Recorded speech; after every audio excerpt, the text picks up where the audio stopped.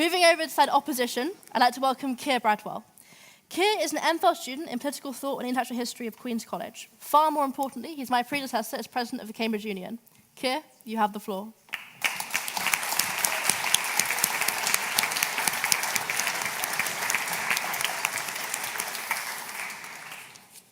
Wish me luck. Madam President, I am delighted to see that on the first event of your term there are so many new faces here and up in the rafters.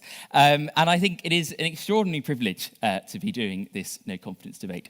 And I've thought, because there are vaguely, hopefully, lots of new people here, that I might start with the story about why this debate matters as much as it does. In 1975, the President had arranged this debate to be televised on BBC Two. Representing Harold Wilson's then Labour government was to be the Chancellor, Dennis Healey, and on our side was Geoffrey Howe. Harold Macmillan was in the audience. And then in May week, while all of this was being planned, the building burned down. The President at the time spent all summer rebuilding this place, often by himself. Those of you who are sitting up there will notice you're sat on incredibly uncomfortable Methodist pews. Those are from a church, and he put them in himself. But by Michaelmas, the roof had been fixed, the pews were in place, and Rob Butler came along for the journey too, which is to say that the biggest and the brightest Tory grandees couldn't be prevented from doing this debate by a burning building. So what the hell has happened this year? Things do not seem to be going very well. In fact, if I was to guess, I reckon most of you here suspect that Liz Truss is doing a rather poor job as Prime Minister. And if you do think that, you probably think that because of her growth plan, which I suspect many of you think is a tax giveaway to the very best off at a time when public services are crumbling, the economy might be in recession, the pound is plummeting, and the government has just had to spend loads of money on bailing out our energy bills this winter. Yes, good. I'm delighted that this audience seems roughly on the same page, because what I'm now going to do in the rest of my speech is argue that you are all completely and utterly wrong. You're wrong about what the growth plan says, and I hope I can convince you that you're wrong not only about that, but about what it, more widely, and what Liz Truss's government wants to be in the long term too. I'm quite early. I've not even started defending. Go on. It doesn't matter what the growth plan says. Absolutely. If we weren't here to defend the one major policy package of Liz Truss's government, what would we be doing? We'd just be hearing from Nick about how good Clement Attlee was or whatever else that there is to do. I think it's absolutely right that we talk about what Liz Truss is up to. Now, the growth plan has three things, so far as I can tell. It has tax cuts, it has energy support, and it has structural reforms, and I want to take them one by one. The common myth about the tax cuts is that it is a £45 billion bung for high earners. Adam Tooze, the widely respected economist, called it that. And the Resolution Foundation, if any of you on Twitter will have seen, they did a graph that showed the sort of income distribution of the tax and spend measures in this plan. And it looked like it was brilliant for the high earners and terrible for everyone else. But unfortunately, this is entirely wrong.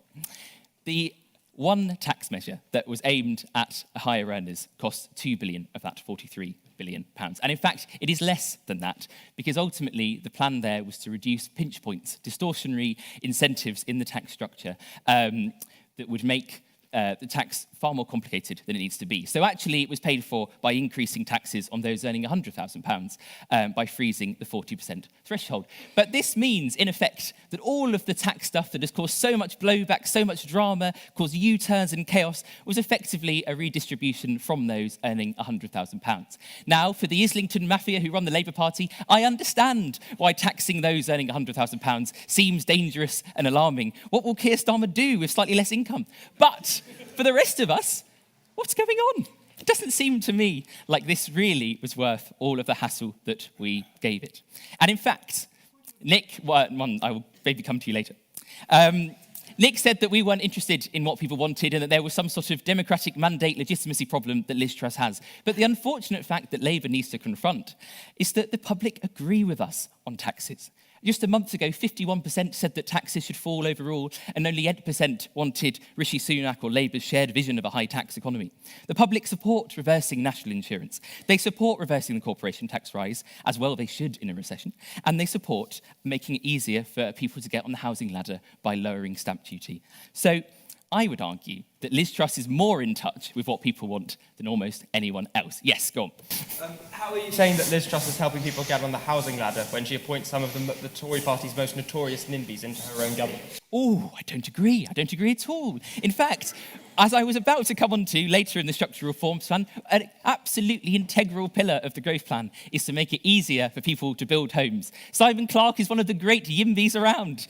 He's a great man. There are countless people in this government who understand the importance of the housing issue and are committed to building them. Yes, go on. There are other people in the government who are not called Simon Clarke. That may be true.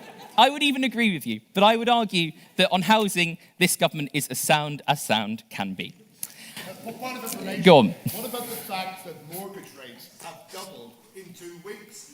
Well, is that...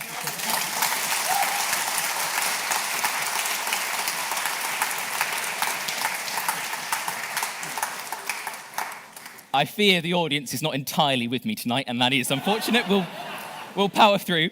I will agree there were some rather unfortunate market movements recently.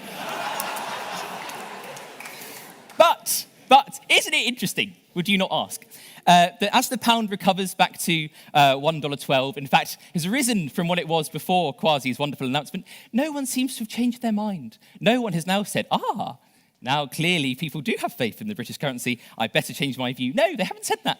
They saw the reaction and they committed to a view. Now, tax cuts, I fear, is maybe dangerous territory, so I'll move on. I want to talk about the energy price guarantee, which in some ways seems to me as if it should be obviously the main event of this evening. This is unprecedented government action. It's larger than the support package we rolled out to protect people during coronavirus, a thing that, as Nick so rightly put, was a sense of community under a Conservative government. I'm very grateful to you for being the one to make that point for me. It will save the average household £1,000 on their bills this winter. That is more money than any other government in Europe is offering. If you still believe that the Conservatives stand for tight purse strings and a refusal to intervene in markets, then this really should be the moment that you wake up and think again. Indeed, contrary to another widespread myth, this is being funded partly at the expense of those who are going to profit out of this crisis. There is a windfall tax. We just don't talk about it for some reason. It's called the Energy Profits Levy, and it will raise billions. It will raise enough that it could have paid for the tax changes that have been so unpopular. It could have paid for the reductions in stamp duty, and it could have paid for the annual investment allowance that would have encouraged businesses to keep investing as we enter into a recession. And it could have done those things combined. It's the point somewhere vaguely. Yes? Then why is it paying for public services which have been neglected for the past? I'm coming to you. I'm absolutely coming to you.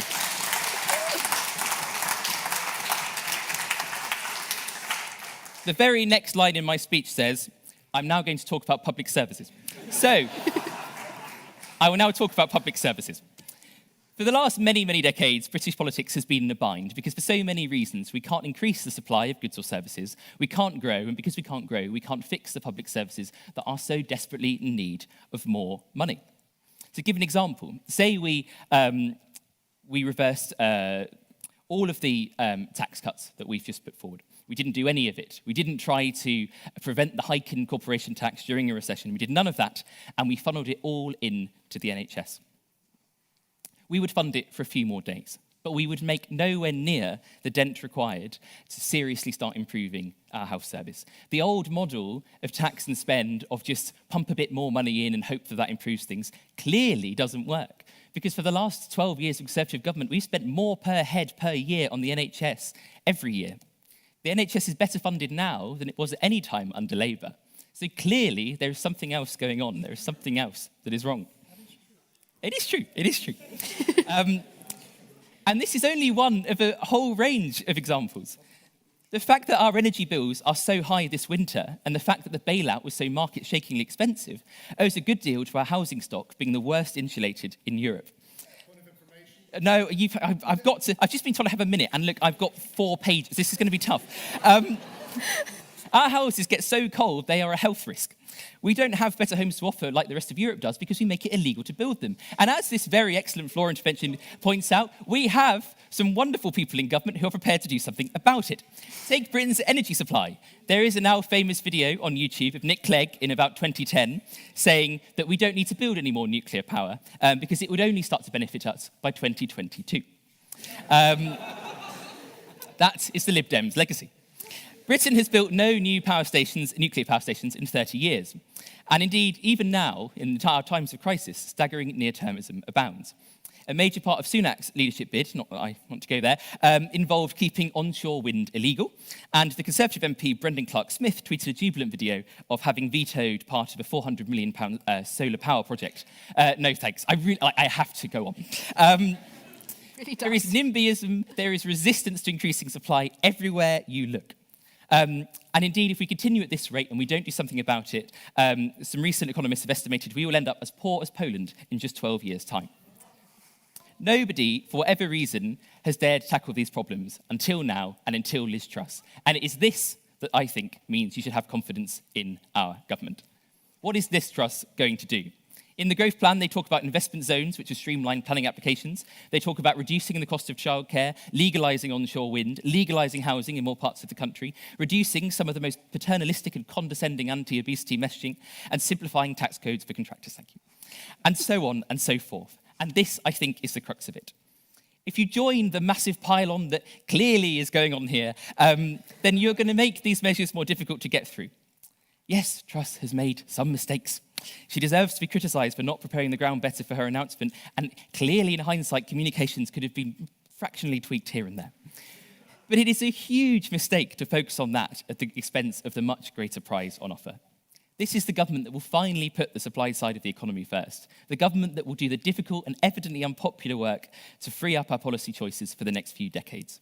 And the alternative is what? The alternative is Labour, who still think the problems can be solved via other means without realising that their entire worldview is the one that has been falsified since the financial crisis. In this respect, Labour are much closer to the old Conservative governments than this one is. Much of the backbench outrage we have seen over the past few however many days is a reflection of that fact. And yes, parts of this are risky, parts of this are gamble. The markets are clearly nervous. But a very wise friend of mine said that this was a gamble in the same sense that quitting a job that hasn't given you a pay rise in 10 years is a gamble. The idea that something will come along eventually without us doing anything different seems at least as foolhardy as trying to change course. So I therefore urge the House to do this. Give us a chance. The PM has barely got her feet under the table. She's had 30 days, and she has inherited the job during an exceptionally difficult time. Of course, there are going to be failures and mistakes. But at the same time, that crisis is the crisis that shows why she is the right person to take this job on. I cannot let him take it. He's Thank you. 12 minutes. I am over. I'm going to finish. The growth plan is ambitious and it may fail, but it was intended to be the major achievement of Truss's time, and the intention to deliver is surely there. To call off the experiment now, to pass power over to Labour, would trap us into another decade of stretched services, rising house prices and stagnant growth. I urge this House to ignore the cries of the Twitter commentariat and the eloquent pleas of the other side tonight. I urge this House to be brave, and I urge this House to place its confidence in our government. Thank you.